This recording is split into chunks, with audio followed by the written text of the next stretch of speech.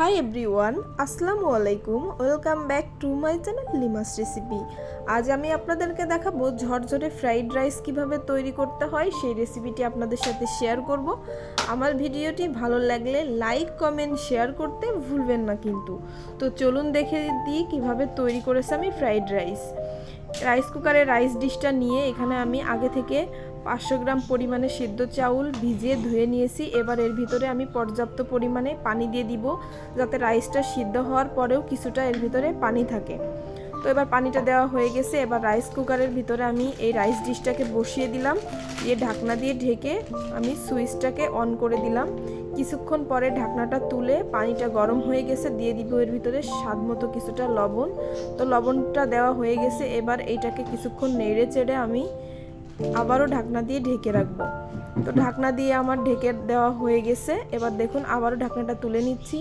দেখুন পানিটা কিন্তু দেখেই বোঝা যাচ্ছে যে রাইসটা সিদ্ধ হয়ে গেছে। হাত দিয়ে একটু চেক করে নিলাম। এবার একটা ছাঁকনিতে রাইসগুলোকে ছেঁকে নিব। দেখুন পানিটা আলাদা হয়ে গেছে। এবার একটা ছড়ানো প্লেটের উপরে রাইসগুলোকে ঢেলে তারপর আমি চামচ দিয়ে এটাকে চারো সাইডে ভালো করে ছাড়িয়ে রাখবো, যাতে ঝুরঝুরে থাকে রাইসগুলা। কারণ এক জায়গায় রাখলে কিন্তু অনেক সময় রাইসগুলা নরম হয়ে যেতে পারে গরমে। চুলায় একটা প্যান বসিয়ে তাতে আমি 3 টেবিল চামচ পরিমাণে অয়েল দিয়ে দিলাম। এটা হচ্ছে সয়াবিন। তো এরপরে একটা ডিম ফেটিয়ে দিয়ে রেখেছিলাম, দিয়ে দিব। ডিমটাকে স্পেশালা দিয়ে ভালো করে নেড়ে একদম কুচি কুচি করে ফেলতে হবে। তো এটা একটু ব্রাউন কালার করে ভেজে তারপর এটাকে আমি উঠিয়ে রাখবো। তো দেখুন আমার ডিমটা কিন্তু ব্রাউন কালার করে ভাজা হয়ে গেছে। এবার একটা প্লেটে এটাকে আমি উঠিয়ে রাখবো। তো এবার এটাকে আমার উঠিয়ে নেওয়া হয়ে গেছে। এবার দিয়ে দিব 4-5টা মতো পেঁয়াজ কুচি।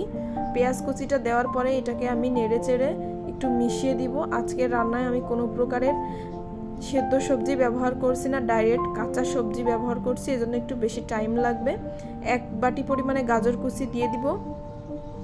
তো গাজর কুচিটা দেওয়া হয়ে গেছে। এরপরে দিয়ে দিব আমি কিছুটা মটরশুঁটি। তো মটরশুঁটিটা দেওয়া শেষ। এরপরে আমি এর ভিতরে দিয়ে দিব কিছুটা রসুন কুচি। তো রসুন কুচিটাও দেওয়া হয়ে গেল। আবার কিছুক্ষণ নেড়ে চেড়ে এটাকে একটু কষিয়ে নিব। দিয়ে দিব কাঁচামরিচ 7টা। এরপরে এটাকে আরেকটু নাড়াচাড়া করার পরে দিয়ে দিব বাঁধাকপি। তো সরি এভরিওয়ান, লোডশেডিংয়ের কারণে আমি আবার গ্যাসের চুলায় বসিয়ে দিয়েছি। তো এই বাঁধাকপিটা দেওয়ার পরে নেড়ে চেড়ে দিতে হবে। তো এরপরে দিয়ে দিব আমি 1 বাটি পরিমাণে কালি কুচি। তো কালি কুচিটা দেওয়া হয়ে গেছে। এরপরে আমি এটাকে নেড়ে চেড়ে দিব এবং স্বাদ মতো কিছুটা লবণ আমি এর ভিতরে দিয়ে দিব। লবণটা দেওয়া হয়ে গেছে। দিয়ে দিব আবার একটা টমেটো কুচি।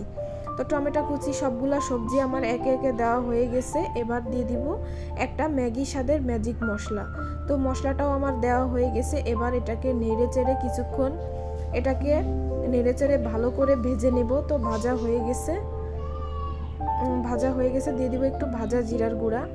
তো এই সবগুলো উপকরণ একসাথে দেওয়া হয়ে গেছে। এবার একটু কিছুক্ষণ এটাকে নেড়ে চেড়ে নিব। নেড়ে চেড়ে একটা ঢাকনা দিয়ে ঢেকে দিব।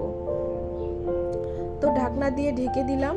কিছুক্ষণ পরে ঢাকনাটা তুলে আবারও আমি এটাকে একটু নেড়ে চেড়ে ভেজে নিব।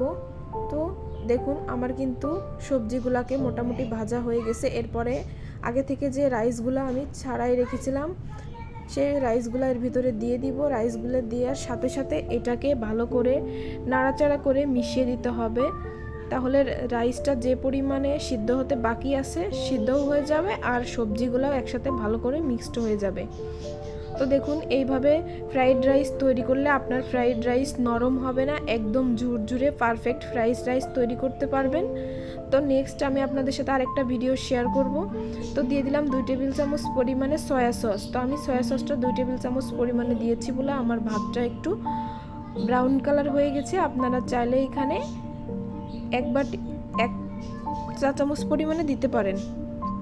তো দেখুন এবার আমার ফ্রাইড রাইসটা ভালো করে মেশানো হয়ে গেছে। এবার দিয়ে দিব আগে থেকে যে ডিমটা আমি ভেজে রেখেছিলাম সেই ডিমটা দিয়ে দিব। তো আমার ডিমটা দেওয়া হয়ে গেছে। এবার আর একটু নেড়ে চেড়ে ডিমটাকে জাস্ট এর ভিতরে মিশিয়ে দেব। গরম থাকতেই দিয়ে দিব 1 টেবিল চামচ পরিমাণে ঘি ছড়িয়ে। ঘির ফ্লেভারটা দিলে খাবারের টেস্টটা বহু গুণে বেড়ে যায় এবং অসাধারণ ইয়ামি লাগে। তো ফ্রেন্ডস, আমার ভিডিওটি ভালো লাগলে লাইক কমেন্ট শেয়ার করে আমার পাশে থাকবেন এবং আপনাদের গুরুত্বপূর্ণ মতামত অবশ্যই কমেন্ট বক্সে আমাকে জানাবেন। ধন্যবাদ সবাইকে।